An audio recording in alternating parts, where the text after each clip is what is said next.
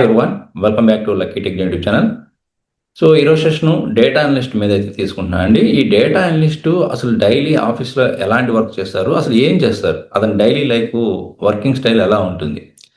Okay, ఎందుకంటే చాలామంది data analyst జాబ్గా అండ్ కోర్స్ కంప్లీట్ చేసి అండ్ డేటా అనలిస్ట్ జాబ్ కోసం ట్రై చేసే వాళ్ళు ఉంటారు. చాలామంది జాబ్ సీకర్స్ ఉన్నారు అండ్ అదేవిధంగా జాబ్ చేసే వాళ్ళు కూడా ఉన్నారు. సో వీళ్ళందరికైతే ఈ సెషన్ అయితే చాలా హెల్ప్ అవుతుందండి. Okay, even fresher and experience professionals కూడా హెల్ప్ అవుతుంది. మరి మీరు అసలు డేటా అనలిస్ట్ అంటే ఎవరు? జనరల్గా డేటాని క్రియేట్ చేసే పర్సన్ అయితే మాత్రం కాదండి. డేటాని క్రియేట్ చేయరు డేటా అనలిస్ట్ అనేవారు. వీళ్ళు ఏం చేస్తారంటే కంపెనీలో ఏదైతే హ్యూజ్ అమౌంట్ ఆఫ్ డేటా ఉంటుందో ఆ డేటాని క్లీన్ చేయడం కానీ అండ్ అసలు దాన్ని ఎలాగ యూజ్ చేయాలని కానీ అండ్ దాన్ని బిజినెస్ పర్పస్కి ఎలాగా ఒక మీనింగ్ఫుల్ డేటాని క్రియేట్ చేయడం కానీ. ఓకే, సో అండ్ ఆ మీనింగ్ఫుల్ డేటాని ఒక ఈజీ వేలో రిప్రజెంట్ చేయడం యూజింగ్ డాష్ బోర్డ్స్ అని రిపోర్ట్స్ అని ఇలా చేసే పర్సనే డేటా అనలిస్ట్ అని. ఓకే, సో సింపుల్గా చెప్పాలంటే డేటాను తీసుకుంటాడు, క్లీన్ చేస్తాడు, అనలైజ్ చేస్తాడు, రిపోర్ట్స్ ఆర్ డాష్ బోర్డ్ తయారు చేస్తాడు అండ్ బిజినెస్ టీమ్స్కి ఎక్స్ప్లెయిన్ చేస్తాడు ఇది జరిగిందని ప్రాసెస్. ఓకే, మీకు అండర్స్టాండ్ అనుకోండి. సో ఇప్పుడు మనము అసలు డేటా అనలిస్ట్ మార్నింగ్ నుంచి ఏం చేస్తాడు అనేది మనం చూద్దాము. ఓకే, మనం ఒక రియల్ టైం ఎగ్జాంపుల్ తీసుకొని దీన్ని ఎక్స్ప్లెయిన్ చేస్తాను. సపోజ్ మీకు ఇప్పుడు ఈ కామర్స్ అమెజాన్ ఉందనుకోండి, ఇది ఒక ఈ కామర్స్ కంపెనీ. సో దీంట్లో మీరు సపోజ్ డేటా అనలిస్ట్గా జాయిన్ అయ్యారనుకోండి. సో కంపెనీలో మీకు డైలీ మీకు మిలియన్స్ ఆఫ్ ఆర్డర్స్ వస్తుంటాయి, thousands or millions of orders వస్తుంటాయి. అప్పుడు మీ మేనేజ్మెంట్ కొన్ని క్వశ్చన్స్ అడుగుతాయి అనమాట. ఈరోజు ఎంత సేల్స్ వచ్చింది, ఏ ప్రోడక్ట్స్ ఎక్కువగా అమ్ముడయ్యాయి, ఏ సిటీలో సేల్స్ తక్కువగా ఉన్నాయి, కస్టమర్స్ ఎందుకు ఆర్డర్ క్యాన్సిల్ చేస్తున్నారు, లాస్ట్ మంత్లో కంపేర్ చేస్తే లాస్ట్ మంత్తో కంపేర్ చేస్తే సేల్స్ పెరిగాయా లేకపోతే తగ్గాయా, ఏ ప్రోడక్ట్ మీద ఎక్కువ ప్రాఫిట్ వస్తుంది. ఈ క్వశ్చన్స్ అన్నిటికీ మనము డేటాని బేస్ చేసుకొని ఆన్సర్ ఇవ్వడమే డేటా అనలిస్ట్ పని. ఇలాంటి క్వశ్చన్స్ నెంబర్ ఆఫ్ క్వశ్చన్స్ ఉంటాయండి. ఇది జస్ట్ నేను కొన్ని ఎగ్జాంపుల్స్ మాత్రమే చెప్పాను. ఓకే, ఈ విధంగా డేటాను బేస్ చేసుకొని మీరు వాటిని అనాలిసిస్ చేసి reports are dash boards ready చేసి అవి బిజినెస్ టీమ్స్కి ఎక్స్ప్లెయిన్ చేయడమే ఈ డేటా అనలిస్ట్ యొక్క మెయిన్ పని అండి. ఓకే, సపోజ్ ఇప్పుడు మీరు మార్నింగ్ ఆఫీస్కి వచ్చారు, డైలీ వర్క్ ఎలా ఉంటుందో చెప్తాను. డైలీ మార్నింగ్ మీరు 9కో 9:30కో వచ్చారు, మీ ల్యాప్టాప్ ఓపెన్ చేశారు. ఫస్ట్ చేసే పని ఏంటంటే ఈమెయిల్ చెక్ చేసుకుంటారు అండ్ మీరు టీమ్స్ కానీ ఎంఎస్ టీమ్స్ కానీ స్లాక్స్ కానీ యూజ్ చేసి ఆ మెసేజ్ చూస్తారు. ఏమైనా మెసేజెస్ లేట్ నైట్లో వచ్చాయి అని చెక్ చేసుకుంటారు అండ్ ఏదైతే మేనేజర్ కానీ మీ టీమ్ లీడ్ ఇచ్చిన టాస్క్ని చూసుకుంటారు అండ్ ఏదైనా జీరా టికెట్స్ ద్వారా కానీ మీకు కానీ ఏదైనా టాస్క్లు వచ్చే పని అయితే జీరా టికెట్స్ చెక్ చేసుకుంటారు. ఓకే, అండ్ ఎగ్జాంపుల్గా మీకు ఇలాంటి మెసేజెస్ ఉండొచ్చు. సో నిన్నటి సేల్స్ రిపోర్ట్ని ప్రిపేర్ చేసి ఈరోజు నాకు 11 ఆర్ 12 కల్లా షేర్ చేయండి అని ఇలాగా మీకు ఫస్ట్ టాస్క్ ఇలాగ ఉండొచ్చు. ఇదే మీ ఫస్ట్ టాస్క్ అవుతుంది. ఫస్ట్ పని ఏంటంటే అప్పుడు మీరు చేయాల్సిన ఫస్ట్ స్టెప్ ఏంటంటే ఎప్పుడైతే మేనేజర్ ఇలా అడిగాడో నాకు నిన్నటి రిపోర్టు ఈరోజు ప్రిపేర్ చేసి ఇవ్వండి అనే దానికి ఫస్ట్ మీరు డేటాను తీసుకోవాలి. ఆ డేటా ఎక్కడ ఉంటుంది? కంపెనీ డేటాబేస్లో ఉంటుంది. దాన్ని మరి మీరు ఎలాగా ఎక్స్ట్రాక్ట్ చేసుకుంటారు, రిట్రీవ్ చేసుకుంటారంటే ఇక్కడ మనం యూజ్ చేసేది ఎస్క్యూఎల్. ఫస్ట్ మనం యూజ్ చేసేది ఏంటంటే SQL. Okay, so to get the data which one you're using SQL. So డేటాబేస్లో ఉన్న డేటాని మనం రిట్రీవ్ చేసుకోవడానికి ఎగ్జాంపుల్గా ఇప్పుడు మీకు సపోజ్ ఎగ్జాంపుల్గా మీకు ఒక టేబుల్ ఉంది. ఆ టేబుల్లో మీకు ఆర్డర్ ఐడి అని, ప్రొడక్ట్ అని, సిటీ అని, అమౌంట్ అని ఉంది. ఓకే, మనకి ఏదైతే ఇన్ఫర్మేషన్ కావాలో ఆ ఇన్ఫర్మేషన్ రిట్రీవ్ చేసుకోవడానికి మనం ఎస్క్యూఎల్ క్వరీస్ యూజ్ చేసి మనం ఆ ఇన్ఫర్మేషన్ని యాక్సెస్ చేసుకుంటాం, గెట్ చేసుకుంటాం. ఎందుకు ఎస్క్యూఎల్, ఎక్సెల్ ఎందుకు కాదని మీకు డౌట్ రావచ్చు.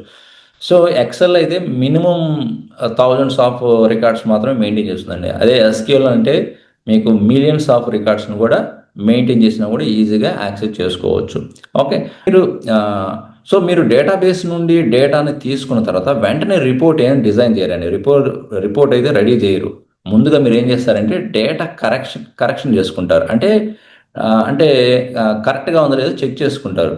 ఓకే, అంటే ఇక్కడ కరెక్ట్గా ఉందో చెక్ చేయడం అంటే మిస్సింగ్ వాల్యూస్ కానీ, ఏదైనా నల్ వాల్యూస్ కానీ, డూప్లికేట్స్ కానీ, రాంగ్ వాల్యూస్ కానీ, మిస్ మ్యాచ్ డేటా కానీ ఇలాంటివి ఉంటే వాటిని ఐడెంటిఫై చేసి కరెక్ట్ చేస్తారనమాట.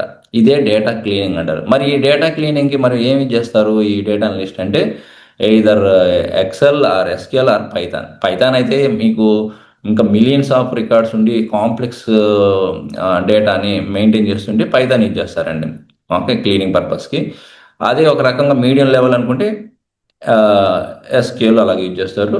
అదే బేసిక్ లెవెల్ అయితే మాత్రం ఎక్సెల్ యూజ్ చేస్తారు. ఓకే. సో ఇక్కడ మీరు సో ఇక్కడ ప్రాజెక్ట్ డిపెండెన్సీని బట్టి మనం టూల్స్ ఆర్ టెక్నాలజీస్ యూజ్ చేస్తారు క్లీన్ చేయడానికి డేటాని. ఓకే. సో డేటా బేస్ నుంచి డేటాని తీసుకున్న తర్వాత వెంటనే రిపోర్ట్ తయారు చేయరు. ఫస్ట్ దాన్ని అసలు ఆ డేటా వచ్చిన డేటా రా డేటాని క్లీన్ చేస్తారు. అది కరెక్ట్గా ఉందో లేదా, మిస్సింగ్ వాల్యూస్ ఉన్నాయా, డూప్లికేట్ వాల్యూస్ ఉన్నాయా, నల్ వాల్యూస్ అని చెక్ చేస్తారు. ఆ నెక్స్ట్ చేసేది ఏంటంటే main part analysis the data. ఇక్కడ అనాలిసిస్ ద డేటా అంటే ఇప్పుడు సపోజ్ మీ టీం లీడు నిన్న సేల్స్ ఎందుకు తగ్గాయి అని అడిగాడు అనుకోండి, మీరు సింపుల్గా సేల్స్ తగ్గిపోయాయి సార్ అని చెప్పకూడదు. ఎందుకు తగ్గాయో ఫైండ్ అవుట్ చేయాలి. మీరు దాన్ని అనలైజ్ చేయాలి. అంటే ఎలాగ అనలైజ్ చేస్తారు? ప్రొడక్ట్ వైజ్గా ఫస్ట్ చెక్ చేసుకోవాలి, సిటీ వైజ్గా చెక్ చేసుకోవాలి, అండ్ కస్టమర్ వైజ్గా చెక్ చేసుకోవాలి. అప్పుడు మీకు ఒక ఇంపార్టెంట్ ఇన్సైట్ కనిపించవచ్చు.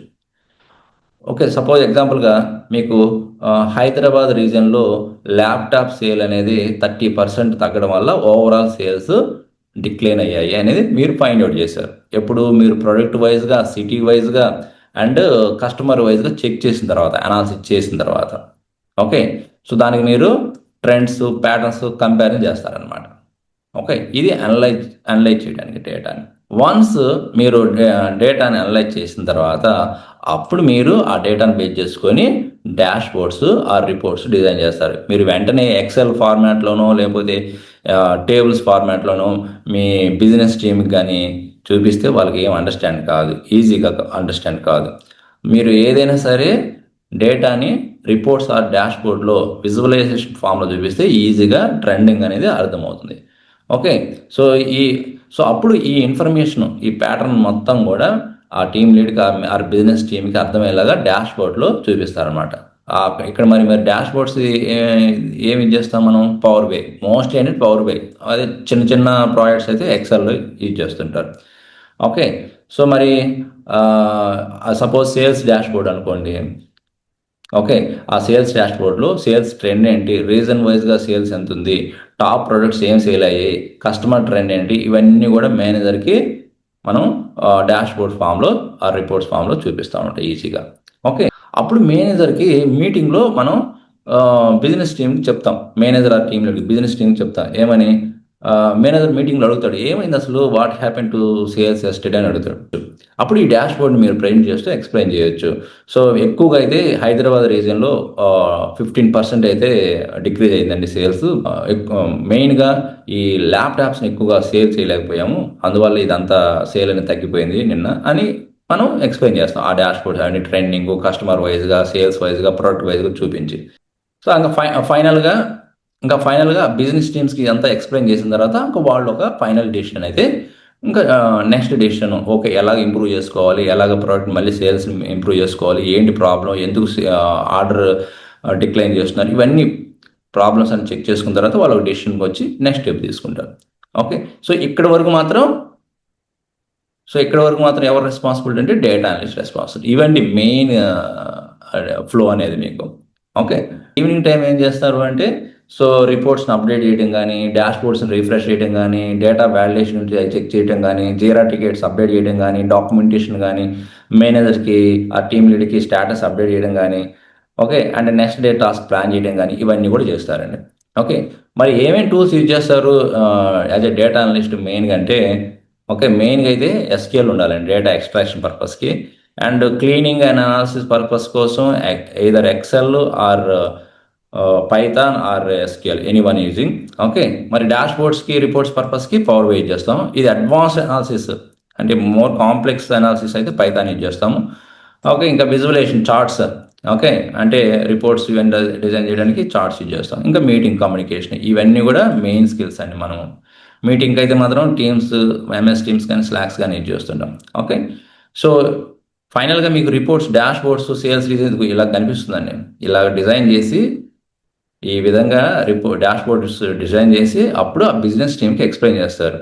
ఓకే. ఏది ఎక్కడ ప్రాబ్లం అయింది, సేల్స్ వైజ్, రీజన్ వైజ్గా ఏమేమి సేల్స్ ఎక్కడ ఉంది, ఇలాగా మనకి charts, okay, and bars use చేసి ఈజీగా ప్రెజెంటేషన్ చేస్తుంటారు. అనలిస్ట్కి మెయిన్ ఇంపార్టెంట్ స్కిల్స్ ఏంటంటే SQL చాలా ఇంపార్టెంట్ అండి.